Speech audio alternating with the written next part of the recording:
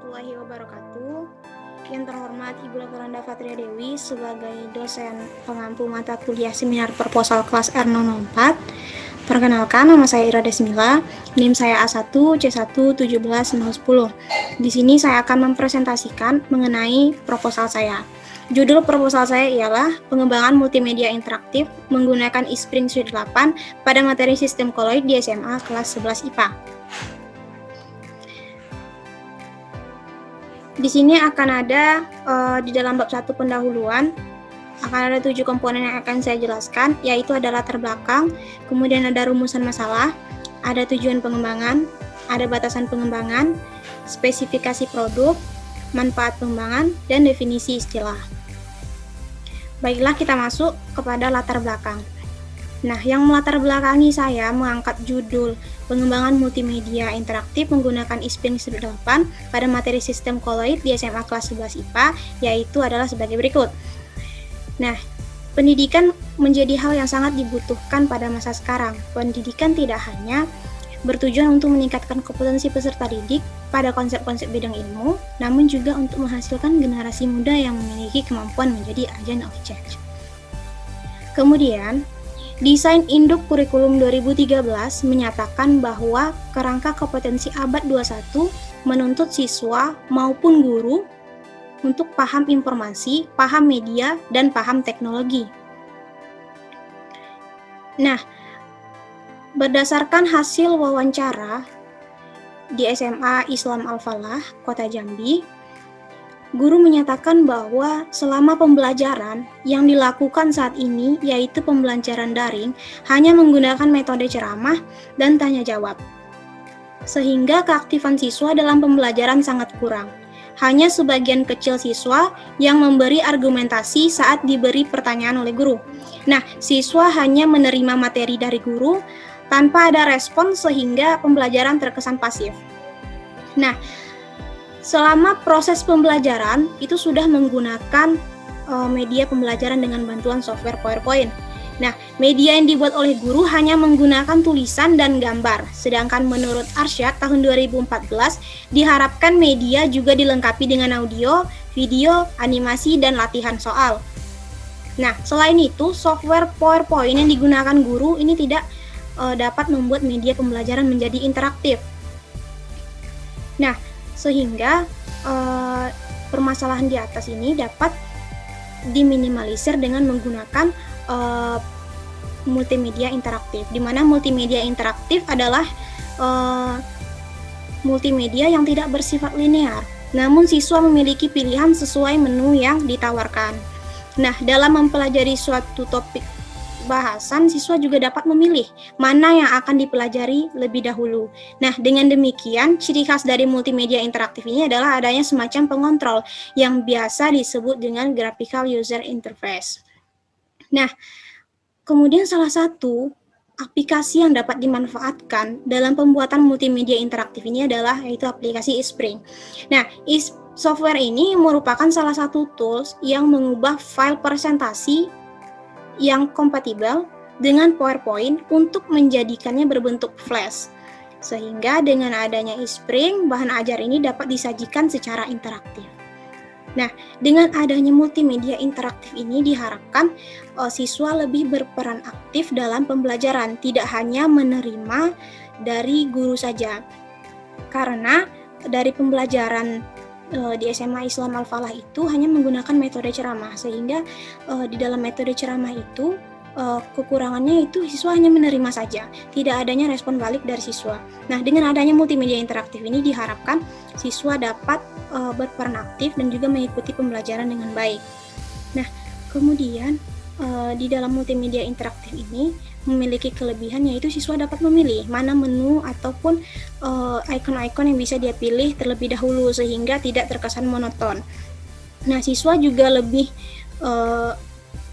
terkesan mengikuti pembelajaran karena dia di sini berperan aktif atau mengikuti pembelajaran dengan adanya multimedia interaktif ini. Dia bisa memilih, kemudian dia bisa merasakan dalam pembelajaran, tidak hanya menerima saja. Jadi dalam penelitian yang sudah dilakukan, ini merupakan telah banyak dikembangkan multimedia interaktif dengan menggunakan eSpring. Akan tetapi saya ingin mengembangkan multimedia interaktif ini untuk meminimalisir ketidakaktifan siswa di dalam pembelajaran, khususnya itu pembelajaran daring ini. Karena di SMA Islam Al-Falah sesuai dengan hasil wawancara belum ada multimedia yang interaktif seperti ini sebelumnya digunakan. Jadi sehingga guru juga berharap agar bisa digunakan dalam pembelajaran. Nah, dengan permasalahan tersebut, saya mengangkat judul yaitu pengembangan multimedia interaktif menggunakan Spring Suite 8 pada materi sistem kolek di SMA kelas 11 IPA. Nah, kemudian di sini kita masuk kepada rumusan masalah. Di sini terdapat dua rumusan masalah, yaitu yang pertama, bagaimana prosedur mengembangkan media pembelajaran kimia berupa multimedia interaktif menggunakan Spring Suite 8 pada materi sistem kolek di SMA kelas 11 IPA. Kemudian yang kedua yaitu ada bagaimana kelayakan media pembelajaran kimia berupa multimedia interaktif menggunakan Spring Suite 8 pada materi sistem kolek di SMA kelas 11 IPA. Kemudian selanjutnya ada tujuan pengembangan. Di sini tujuan pengembangannya yaitu untuk mengetahui prosedur dalam mengembangkan media pembelajaran kimia berupa multimedia interaktif menggunakan Spring Suite 8 pada materi sistem kolek di SMA kelas 11 IPA. Kemudian yang kedua yaitu untuk mengetahui kelayakan media pembelajaran kimia berupa multimedia interaktif menggunakan Spring Suite 8 pada materi sistem kolek di SMA kelas 11 IPA.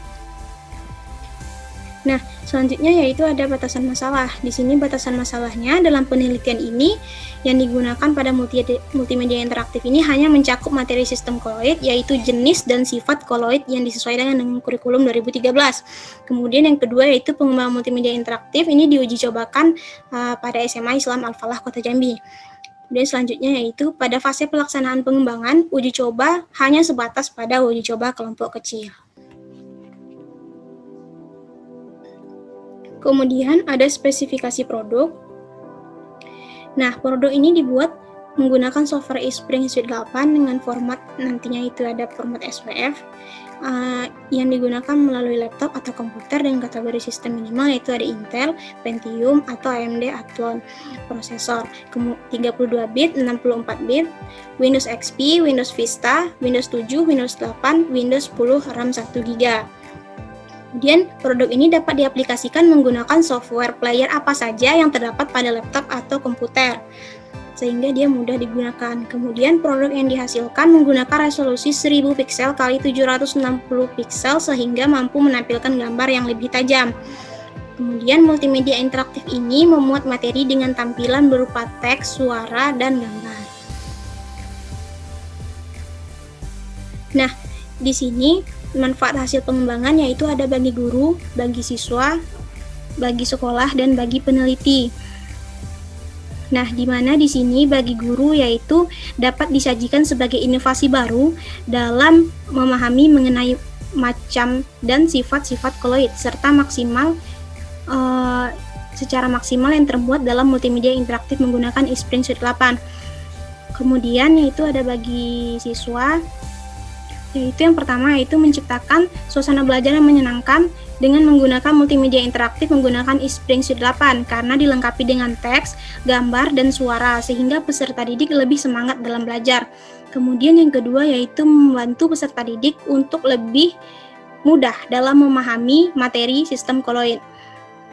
Kemudian yang ketiga yaitu membuat peserta didik lebih mengetahui dan memahami mengenai macam dan sifat-sifat koloid secara maksimal yang termuat dalam multimedia interaktif menggunakan Spring Suite 8. Nah, selanjutnya yaitu bagi sekolah dapat dijadikan sebagai acuan media pembelajaran untuk pembelajaran yang lain. Kemudian ada bagi peneliti yang pertama yaitu dapat dimanfaatkan untuk pembelajaran selanjutnya ketika telah menjadi guru sebenarnya. Kemudian yang kedua dapat menambah ilmu pengetahuan dan meningkatkan kemampuan dalam penguasaan kelas untuk menyampaikan materi dengan menggunakan multimedia interaktif kimia menggunakan Spring Suite 8. Kemudian selanjutnya dapat meningkatkan kemampuan peneliti dalam mengembangkan suatu media pembelajaran. Nah, selanjutnya yaitu ada definisi istilah. Nah, agar tidak terjadi kesalahpahaman istilah, maka perlu diberikan definisi istilah-istilah yaitu sebagai berikut. Yang pertama yaitu ada pengembangan. Nah, pengembangan adalah suatu rancangan untuk mengembangkan suatu hal yang sebelumnya sudah ada agar lebih inovatif dan berdaya guna tinggi. Kemudian ada multimedia interaktif.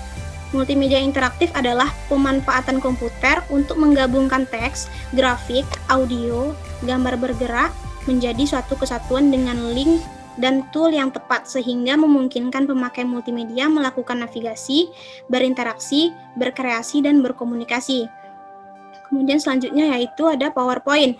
PowerPoint adalah salah satu program Microsoft Office yang memungkinkan interaktivitas dan memungkinkan untuk menciptakan berbagai aktivitas mulai dari kuis, interaktif, dan bahkan permainan atau games. Nah, selanjutnya itu ada eSpring Suite 8. Nah, eSpring merupakan suatu aplikasi yang mengubah file presentasi yang kompatibel dengan PowerPoint untuk menjadikan bentuk flash. Nah, selanjutnya yaitu ada bab 2 kajian pustaka, di mana dalam bab 2 ini terdapat beberapa komponen, yaitu ada penelitian yang relevan, kemudian ada media pembelajaran, kemudian ada multimedia, kemudian ada multimedia interaktif, kemudian ada teori belajar, ada eSpring Suite 8, ada model Lee and Owens, dan sistem koloid.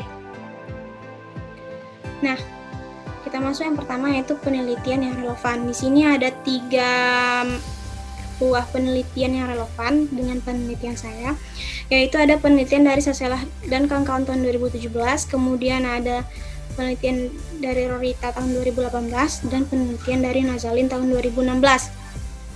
Nah, yang pertama yaitu ada penelitian dari Saselah dan kawan-kawan tahun 2017, di mana penelitian dari Saselah ini dia mengembangkan multimedia interaktif bentuk makromedia flash menggunakan software Adobe Flash CS6. Nah, pada materinya yaitu materi kesetimbangan kimia. Dalam penelitian Saselah ini, respon siswa terhadap multimedia interaktif kesetimbangan kimia yang digunakan yaitu ada 97,8% positif. Nah, kesimpulan dari penelitian ini bahwa multimedia yang dihasilkan ini layak digunakan dalam pembelajaran kesetimbangan kimia. Nah, kemudian penelitian ini relevan dengan penelitian pengembangan yang penulis lakukan atau yang saya lakukan, yaitu dia ini sama-sama mengembangkan multimedia interaktif. Akan tetapi penulis mengembangkannya atau saya mengembangkannya dengan software eSpring Suite 8, sedangkan penelitian dilakukan oleh Saselah dan kawan-kawan tahun 2017 ini dia menggunakan software Adobe Flash CS6. Kemudian di sini juga di dalam penelitian Saselah ini subjeknya yaitu ada 34 siswa. Nah, kemudian dia ini menggunakan software Adobe Flash CS6. Nah, selanjutnya yaitu ada penelitian dari Rorita tahun 2018, di mana di dalam penelitian Rorita ini dia mengembangkan multimedia interaktif berbasis mobile learning. Pokok bahasannya itu pada teori atom, mata pelajaran kimia di kelas 10 SMA Panjura Malang. Nah, di dalam penelitian ini menggunakan model pengembangannya yaitu sama dengan penulis lakukan, yaitu model pengembangan Lee and Owens. Nah, multimedia interaktif berbasis mobile learning ini dari hasilnya itu dia ini efektif digunakan pada kegiatan pembelajaran berdasarkan pada ketuntasan hasil belajar siswa. Dia ini mencapai 100% pada penelitian dari Rorita tahun 2018 ini. Kemudian penelitian ini dia sejalan dengan penelitian yang penulis lakukan karena dia sama-sama mengembangkan multimedia interaktif dan sama-sama menggunakan model pengembangan Lee and Owens. Akan tapi menjadi perbedaannya adalah dengan software yang digunakan atau aplikasi yang digunakan penulis dan aplikasi yang digunakan oleh Rorita ini. Karena di Rorita tahun 2018 ini menggunakan software API. Nah, berbeda dengan penulis lakukan yaitu dia penulis menggunakan software eSpring Suite 8. Selanjutnya yaitu ada penelitian dari Nazalin tahun 2016.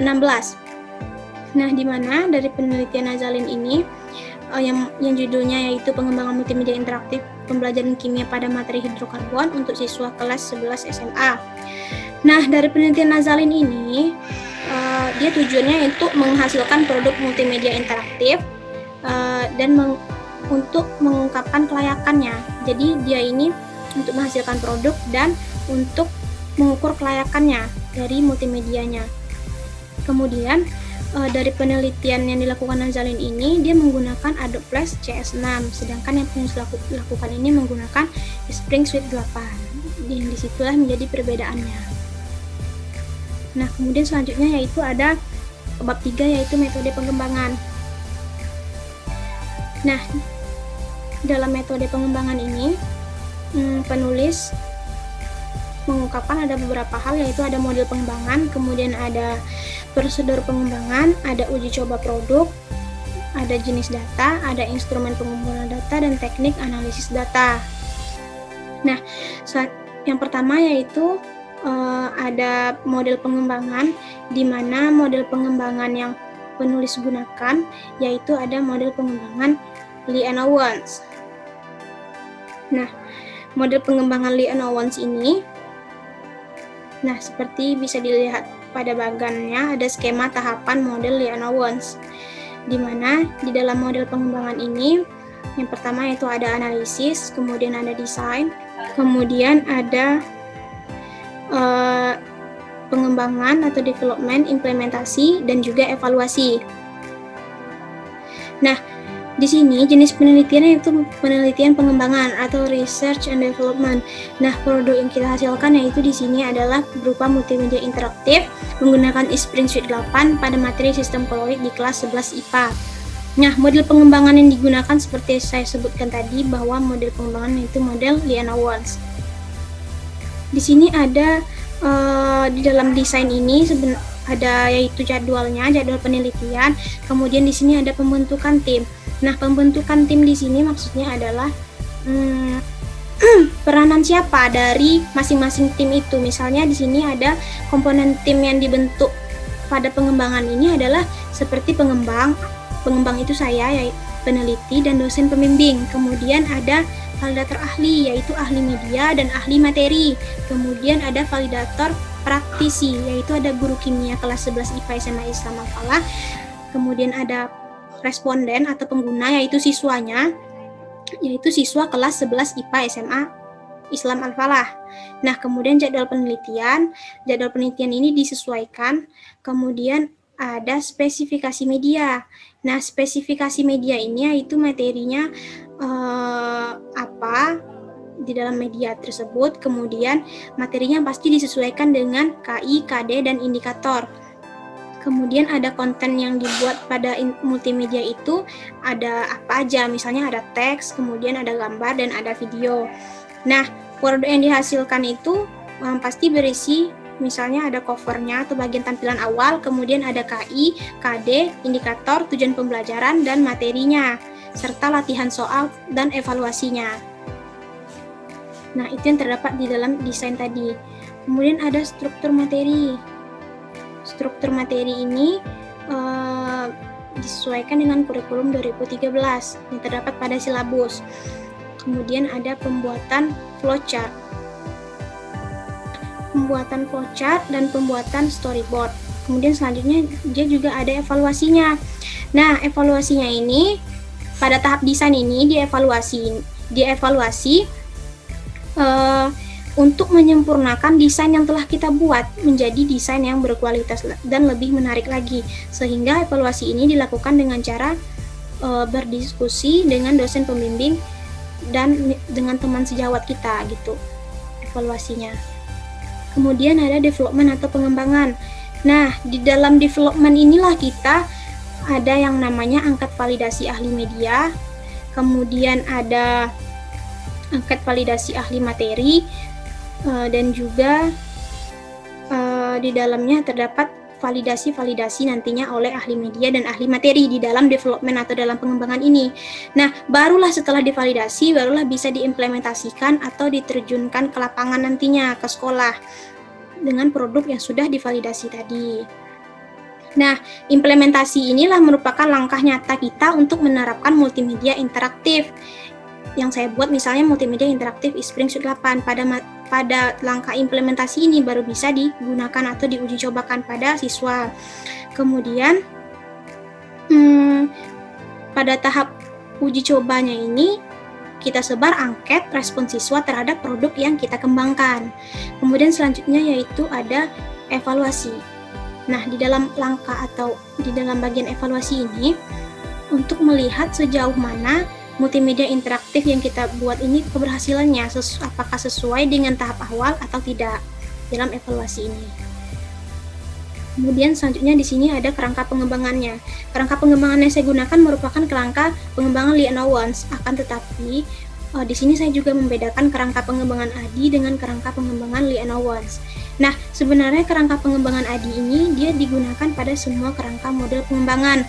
Nah, tetapi sekarang sudah tidak bisa digunakan kerangka pengembangan ADI karena cakupan model ADI ini luas dan ADI ini bukan suatu model pengembangan. Jadi di sini saya menggunakan pengembangan Lee and Owens. Bisa teman-teman lihat di sini ada perbedaan dari kerangka model ADI dan kerangka pengembangan Lee and Owens. Nah, kemudian selanjutnya itu ada prosedur pengembangan, di mana di dalam prosedur pengembangan ini terdapat tahap-tahap yang menggunakan tahap model pengembangan Lee and Owens tadi, di mana di sini ada analisis, desain, development, implementasi, dan evaluasi. Sesuai dengan yang sudah saya jelaskan tadi, bahwa desain model pengembangan Lee and Owens ini yang pertama yaitu dia analisis. Di analisis ini yaitu ada analisis kebutuhan dan analisis awal akhir. Nah, saya akan menjelaskan. Baiklah, di dalam analisis kebutuhan ini kita akan mengetahui apakah multimedia yang kita buat itu berguna atau tidak. Nah, dalam analisis kebutuhan ini kita mencari tahu apa kebutuhan dari siswa dalam mengikuti suatu pembelajaran. Misalnya nih, kalau dia tidak butuh dalam multimedia pembelajaran, jadi untuk apa kita buat multimedia pembelajaran? Nah, karena dari permasalahan tadi, sesuai dengan wawancara dari guru dan juga observasi di sekolah, saya mengetahui bahwa siswa ini memang membutuhkan suatu multimedia interaktif agar dia lebih aktif dalam mengikuti pembelajaran. Nah, dari sini dari sini kita tahu bahwa multimedia yang kita buat ini berguna atau bisa dipakai di dalam sekolah tersebut. Nah, kemudian yang kedua yaitu ada analisis awal akhir. Nah, selanjutnya yaitu ada desain. Desain ini merupakan langkah kedua setelah analisis, yaitu yang pertama dia ada pembentukan tim, kemudian jadwal penelitian, spesifikasi media, struktur materi, pembuatan flowchart, storyboard, dan evaluasi sesuai dengan yang sudah saya jelaskan tadi. Kemudian ada development atau pengembangan. Nah, di sini di dalam development ini kita membuat multimedia interaktif, kemudian divalidasi dan juga direvisi di bagian development ini. Barulah di dalam implementasi ini kita uji cobakan kepada kelompok kecil. Kemudian setelah kita uji cobakan dalam kelompok kecil baru dievaluasi, yaitu apa yang kita evaluasi materi dan juga evaluasi media. Nah, selanjutnya yaitu ada uji coba produk, di mana dalam uji coba produk ini ada desain uji coba dan juga subjek uji coba. Nah, di dalam uji coba produk ini, subjek uji cobanya yaitu uji coba kelompok kecil. Nah, kalau di dalam desain uji coba ini, uji coba penelitian ini dilakukan hingga tahap uji coba kelompok kecil. Desainnya itu dilakukan dengan siswa ini mencoba atau mengakses dan menggunakan multimedia interaktif yang kita buat, menggunakan Inspiring 8 melalui HP misalnya, ataupun melalui laptop, karena dia bisa juga diakses melalui Android juga. Nah, selanjutnya yaitu ada jenis data. Nah, di sini dalam penelitian pengembangan ini, jenis data yang diambil yaitu data kualitatif dan data kuantitatif. Nah, data kualitatifnya yaitu dari hasil wawancara dengan guru serta angket validasi ahli media dan ahli materi yang dilengkapi dengan saran dan komentar. Itu merupakan data kualitatifnya. Sedangkan data kuantitatifnya itu didapat dari skor penelitian yang diberikan oleh ahli media, ahli materi, penilaian guru, dan respon siswa terhadap multimedia yang kita kembangkan. Nah, selanjutnya itu ada instrumen pengumpulan data, di mana di sini ada wawancara, kemudian ada angket. Nah, wawancaranya itu wawancara guru, kemudian angketnya yaitu ada angket kebutuhan siswa, angket validasi media, angket validasi materi, angket penilaian guru, dan angket respon siswa. Nah, selanjutnya itu ada teknik analisis data. Di mana dalam teknik analisis data ini yaitu ada instrumen kebutuhan. Yang pertama. Nah, instrumen kebutuhan ini diisi oleh 10 orang siswa kelas 11 IPA SMA Islam Al-Falah Kota Jambi. Nah, teknik analisisnya ini dengan menggunakan rating scale, menggunakan rumusnya yaitu ada seperti di bawah ini. Nah, kemudian selanjutnya yaitu instrumen validasi ahli media, di mana kita menggunakan pada rata skor jawaban. Dengan rumusnya yaitu rata skor, jumlah skornya dibagi dengan jumlah butir dari kisi-kisi. Kemudian selanjutnya yaitu kita mencari jarak intervalnya dulu. Nah, caranya yaitu skor tertinggi dikurang skor terendah dibagi dengan jumlah kelas interval.